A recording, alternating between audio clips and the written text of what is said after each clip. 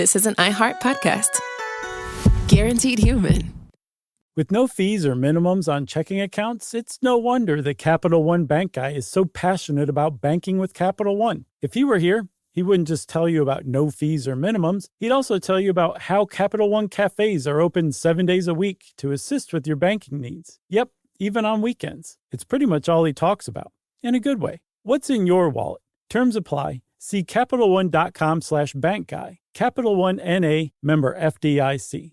Work can be a little weird. Cringy training seminars, coworkers who won't stop talking about their plant, forgetting the mute button at an inopportune moment. We have to deal with a lot on any given workday. Sometimes it can feel hard to thrive and move forward in your career. Well, that's where LinkedIn comes in. LinkedIn helps you get ideas and insights from experts in your field, connect with people professionally, grow your network, and access tools designed to help you find the right fit for your next role. Whether you're just getting started, figuring out your next move, or looking to accelerate your career, LinkedIn is built to support you at every stage, because LinkedIn is the network that works for you. Visit linkedin.com/knowstuff to learn more. Hey everybody, it's me, Josh, and for this week's SYSK Selects, I'm choosing the episode on lab-grown meat. It first aired in December 2012, and it's good to check in on these things. We've made some progress in the field, true, but we still have a very long way to go before there's a lab-grown slab of meat in every pot in every house in America. So let's step it up, people. And also, keep an ear out for Gabor Forgax. Such an excellent name. It actually rivals Gancho Ganev as the possible future name for my horse. Enjoy. Welcome to Stuff You Should Know from HowStuffWorks.com.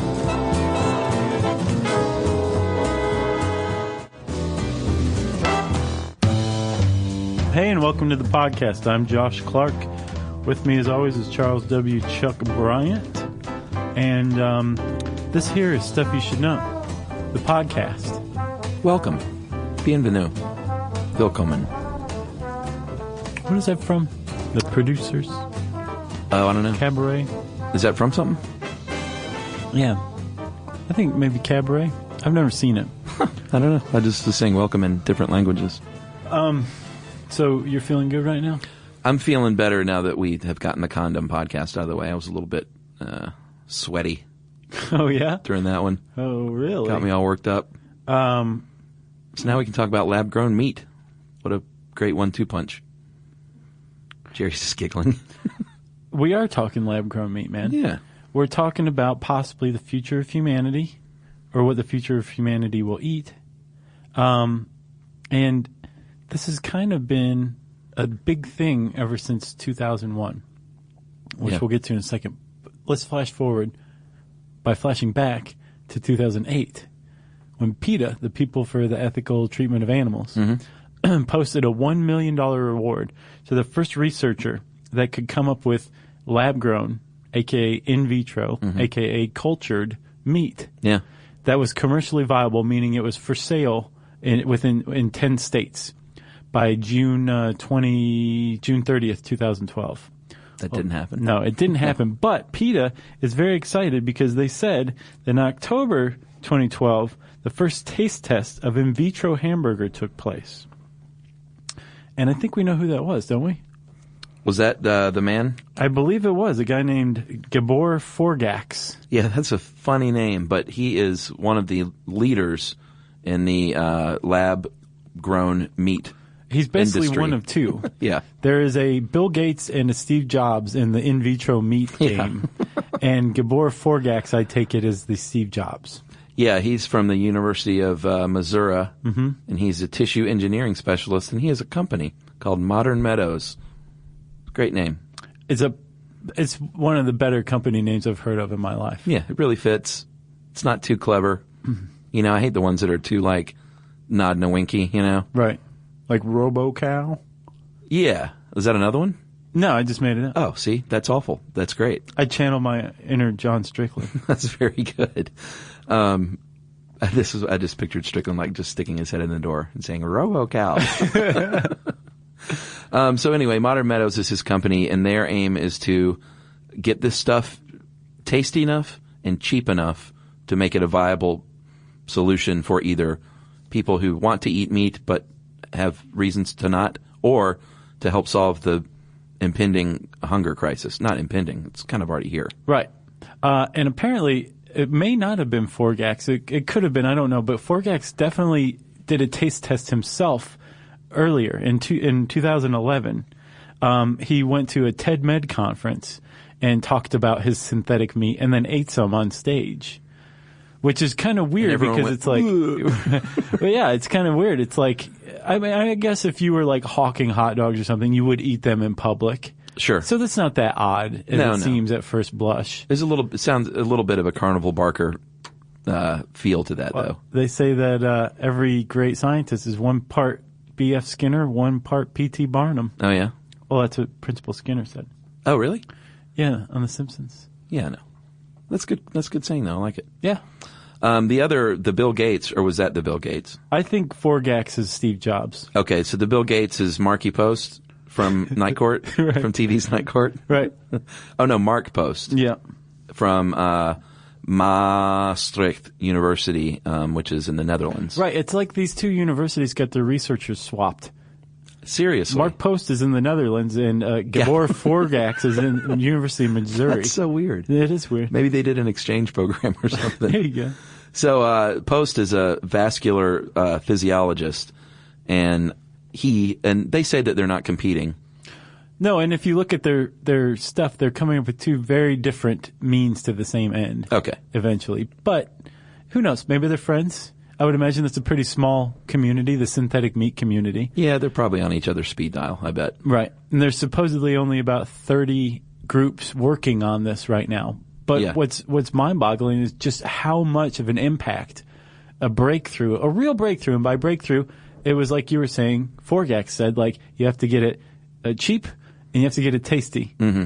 And then you have to get the public to eat it. Yeah. But how much of a real breakthrough that would be if someone were able to do that? It would be tremendous. Okay. And potentially solve a lot of problems that are impending. So this idea is not new, the idea of creating lab-grown meat. The Churchill thing? Yeah. You don't think that's exactly what we're talking about? Oh, I guess so. Plus, it's Winston Churchill. He's like one of the coolest people of all time. That's true. In 1931, before he was a prime minister, Churchill predicted that by 1981, quote, "We shall escape the absurdity of growing a whole chicken in order to eat the breast or wing by growing these parts separately under a suitable medium." Right. And yeah. he was off roughly by 20 years. Not bad.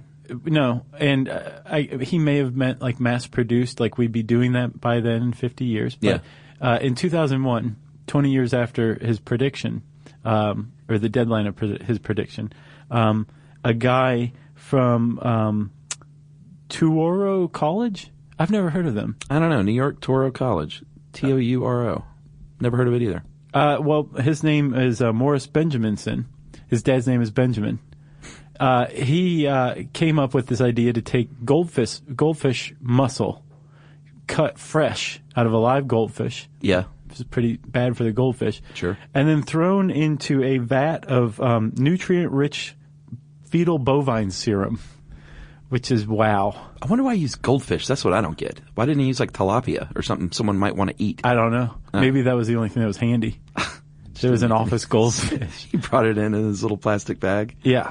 Wow. And instead of eating it live for his fraternity prank, he grew some more. He actually grew 14% more. Yeah. Of what he put into this fetal bovine serum. Yep, the cells divided. Yep, they were live, which is big, but the serum coaxed it into continuing to divide, and again formed 14% more mass than was originally introduced. More mass, or did you write this? No, this is Patrick Kiger. As Patrick puts it, 14% worth of additional flesh on the chunks. Yeah, I like yours. I like mass better than flesh on the chunks. Flesh on the chunks is good. That's mass. A good band name. Yes, it is. So this guy has this bit, and he's like, holy cow, it worked. Let's eat it. So he tried to. He started to fry it up with a bit of lemon, olive oil, and garlic, and pepper, right? Yeah, makes great sense. And no one would eat it. I would have tried it. I would have, too. Actually, I don't know if I would have tried goldfish, if it would have been something else. the goldfish is still a big turnoff.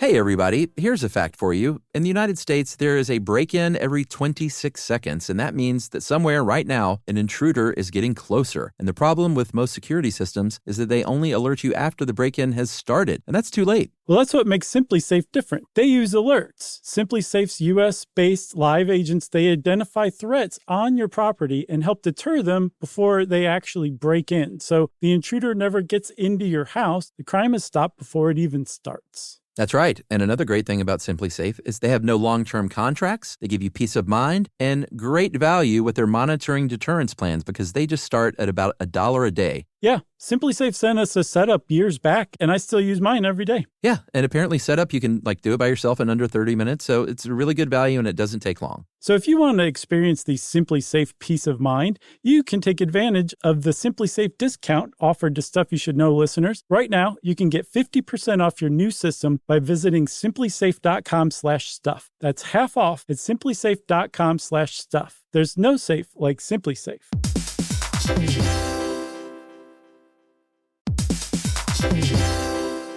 You know, it's hard to believe that the first phone call ever happened over 150 years ago. Just think about that, Chuck. Yeah, it was a long time ago. And I'm Gen X, so I grew up talking on the phone with my friends in high school and stuff, and it was a really fond memory. And over all these years and all these phone calls, AT&T has been there, connecting people in meaningful ways. And this is more than a story of technological innovation. It's a story of human connection. That's right. Over that 150 years, there's been a lot of connection with people, whether it was me in high school or family connecting with one another long distance or those long distance relationships. And AT&T has been there for it all. Connecting changes everything. AT&T.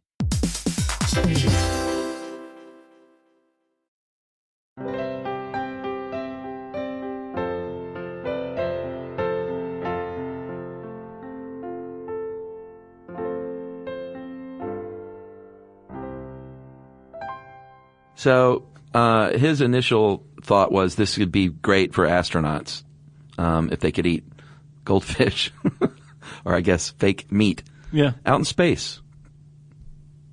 That was his original thought, was astronaut use. Isn't that what everybody thinks whenever you think of something made in the lab that normally nature produces? It's like, oh, well, astronauts will go bonkers for this.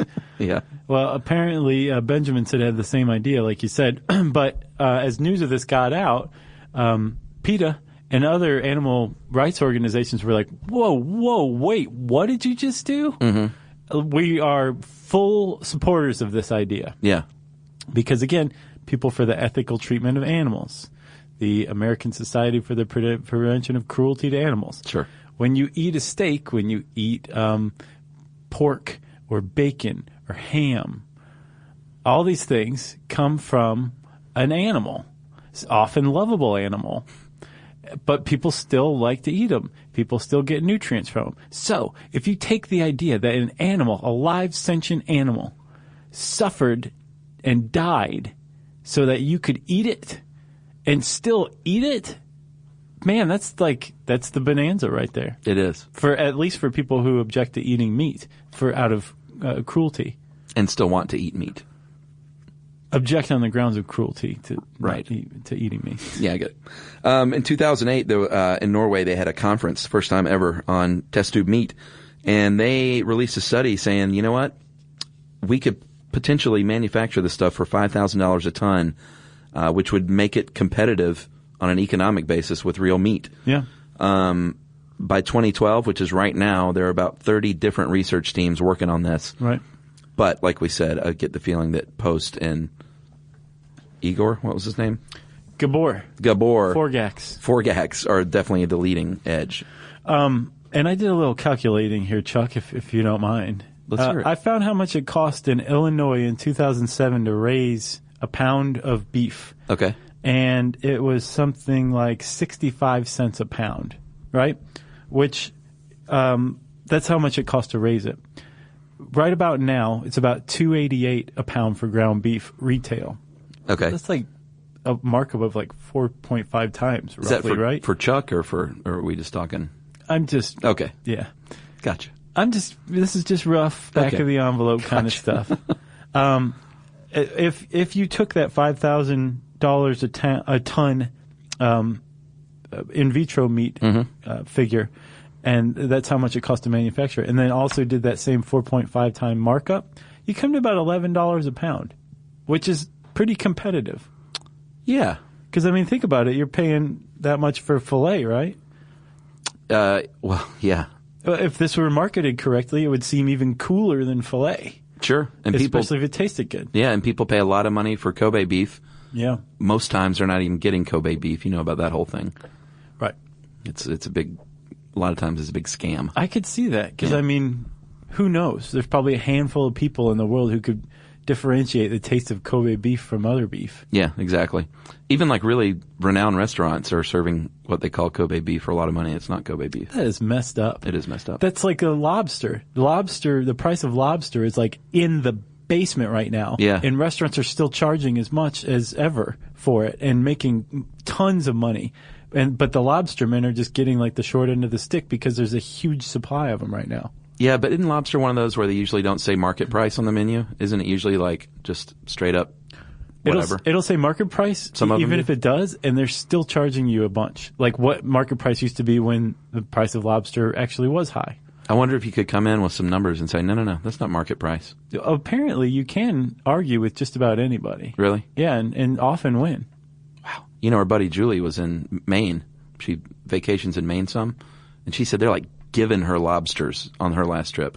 Yeah. Like, here's 20 lobsters. Like, we don't want them to go to waste. Right. Julie of Stuff Blow Your Mind? No, Julie Smith.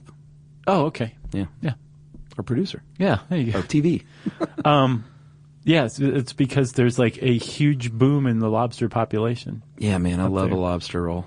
Boy, we got really off track here. All right. So, well, there's synthetic lobster. It's actually cod, right? Oh, that stuff. Imitation crab meat? Yeah. That's not synthetic, though. Well, it's imitation. Yeah, imitation. Big difference. All right. So the Dutch team, headed by Markie Post, they are using cow stem cells to create this meat. So they culture the stem cell in little petri dishes, put it in a small container to produce muscle cells. Sounds kind of gross. And they form little small pieces of muscle, about 2 centimeters long, centimeter wide, and 1 millimeter thick.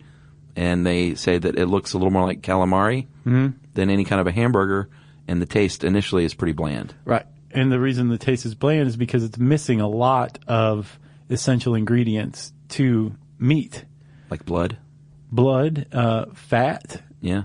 Blood veins. And it's not just muscle cells, but muscle fibers that you're eating. And do you know that it was only within the last like couple months that I realized meat, steak, is muscle mass. Yeah. You told me that. You were shocked back then, and I was like, what'd you think it was? I hadn't really thought of it. I thought it was its own thing. Like there's fat, muscle, meat. And then steak. Yeah. Like that's really what I thought. And then I suddenly just, I don't know why I was thinking about it. I think I wanted a steak, and so I was thinking about a steak, and I thought too hard. Yeah. And all of a sudden realized what a steak was. Right. But yeah, so it's not just this muscle, it's muscle fibers, it's fat, it's blood, it's like all of this stuff comes together, and they're going to have to really lick that before they can make this stuff commercially viable. Absolutely. One of the ideas that Modern Meadow is using is to use a 3D printer to spray what they call bio ink, which is muscle cells and stuff like that to build up, they like spray many layers of this stuff to build it up into like a more viable meat option. Which is pretty cool. 3D printers, pretty awesome. Did you hear about Japan's photo booth? They're opening the world's first 3D printing photo booth. So you go in and you come out with like a little statue of you or you and your lady. And that's cool. It's nice, yeah. Yeah, I would do that. Oh, totally. What would that cost? I don't know, but I would guess a lot at first. Sort of like in vitro meat. All right. So what are the other hurdles here? It's tricky, like you said. It's a mix of fuel and salt and minerals and hormones. And this is just to grow the cells that are healthy enough to survive.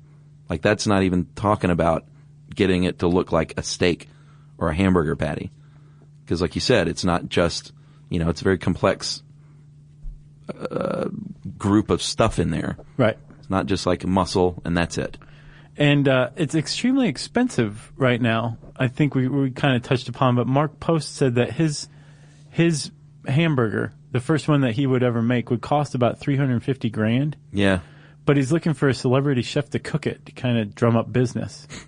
And Gabor Fogak's, right? That's his last name? Forgak. He was saying his Modern Meadows stuff would be between $57 and $180 a pound, right? Which, like you said, is competitive with Kobe. Yeah, and that's Forgak sees this as I don't think he sees it as like, hey, this is going to be the everyday solution. He sees it as a niche industry. Right.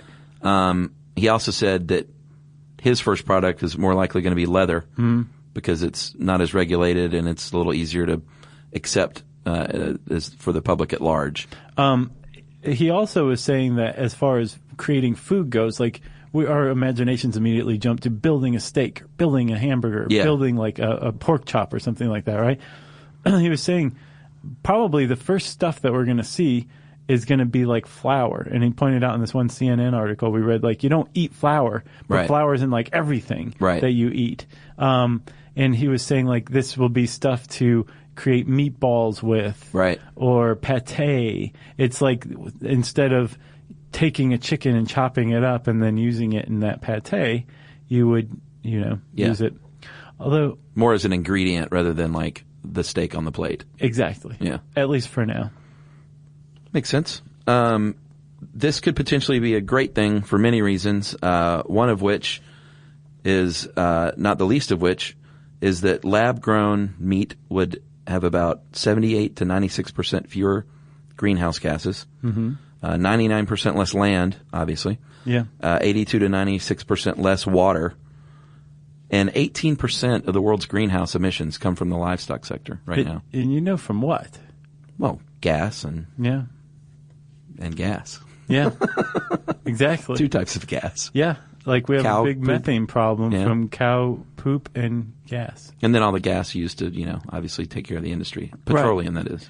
Plus, it's also just a lot more energy efficient. We use 100 grams of grain to produce 15 grams of meat. That's a 15% efficiency. Because what are you doing, Chuck, when you like feed something, right? Yeah. You take the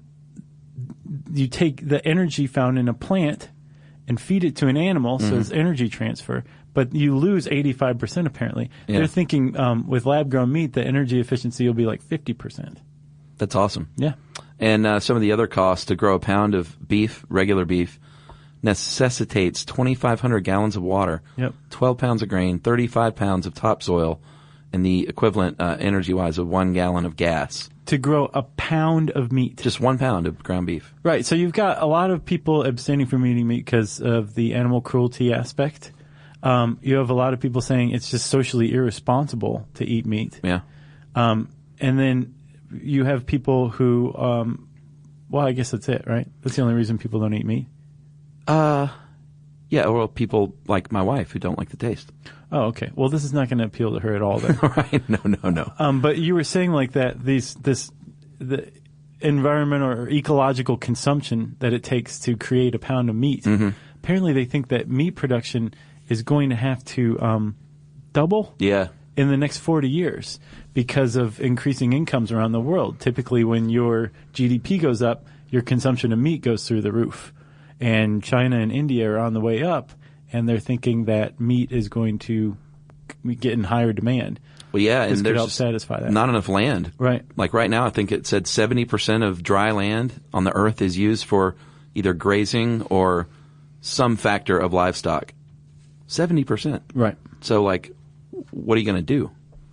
There's not that much more land left to just use for cattle. Well, what they would do is the price of meat would just go up and up and up. Yeah, it would just become more scarce, I guess. Yep. Until but as the price of meat rises, the economic sensibility of lab-grown meat will become more viable. Yeah. True. Because, I mean, right now, one of the things is so cost prohibitive, aside from the fact that it looks like calamari and it tastes bland. Yeah, they said it potentially could be healthier, too. Jason Matheny, director of New Harvest, it's a nonprofit research org, and they said that it would have health advantages like because it's easier to control pathogens in a lab, and fat content could be systematically controlled, making it healthier. Like, we're going to put this layer of fat in with our 3D printer? Because you need the fat. That's where a lot of the flavor comes from. Definitely. You got to have fat. And then you just got to convince people, once it gets cheap enough and tasty enough, like you said, the third hurdle is, like, eat fake meat, people. Right. You'll like it. Trust me. I think the big lesson is to not call it something like Soylent Green. Modern Meadows is perfect. Yeah. I wonder what Post's the name of his group is. I didn't see, did you? I don't know. I would taste this just, if I wouldn't pay $300,000 for a hamburger. No. But I would taste it just to see what it tasted like. But I don't know. It sounds kind of gross to me. I would try it. But a lot of people say that eating meat is gross. They sure do. So before you send in those emails, let me cut you off. I understand that. Good going, Chuck. Learning stuff with Joshua and Charles. Stuff you should know.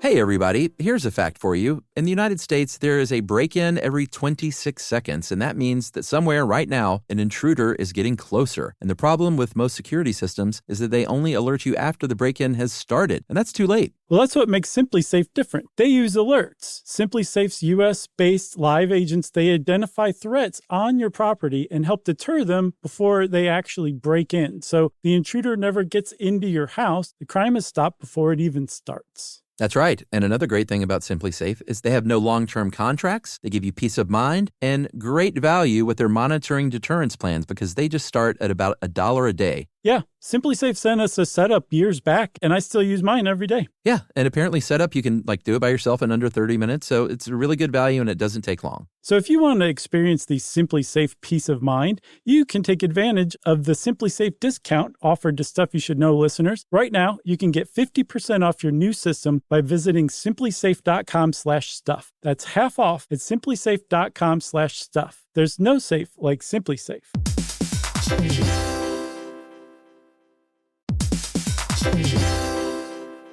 It's hard to believe that the first phone call ever happened over 150 years ago. Just think about that, Chuck. Yeah, it was a long time ago. And I'm Gen X, so I grew up talking on the phone with my friends in high school and stuff, and it was a really fond memory. And over all these years and all these phone calls, AT&T has been there, connecting people in meaningful ways. And this is more than a story of technological innovation. It's a story of human connection. That's right. Over that 150 years, there's been a lot of connection with people, whether it was me in high school or family connecting with one another long distance or those long distance relationships. And AT&T has been there for it all. Connecting changes everything. AT&T.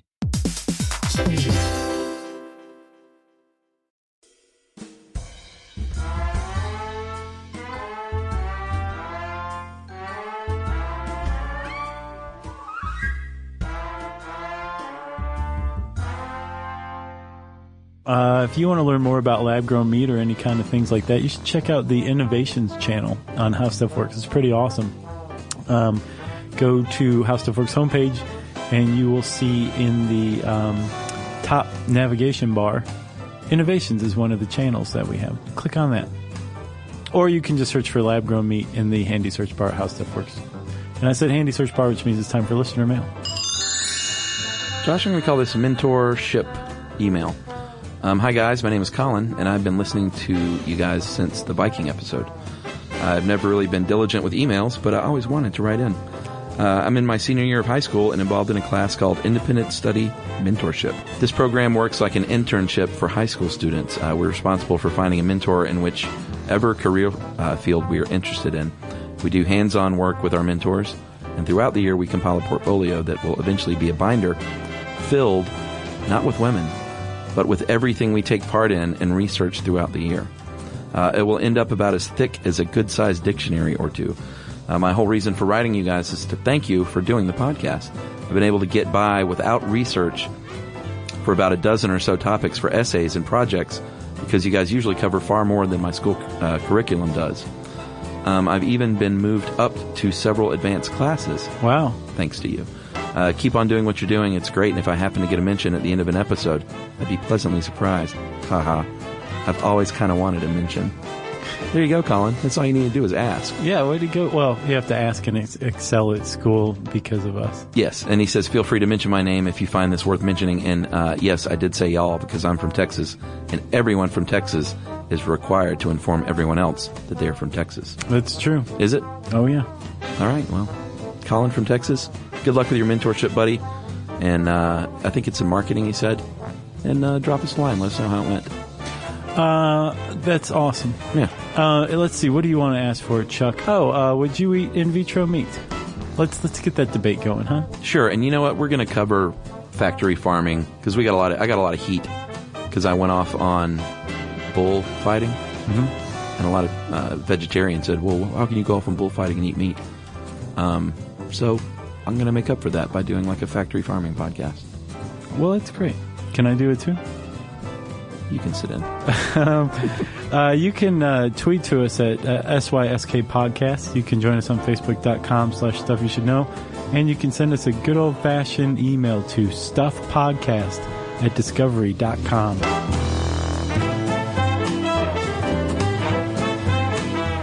For more on this and thousands of other topics, visit howstuffworks.com.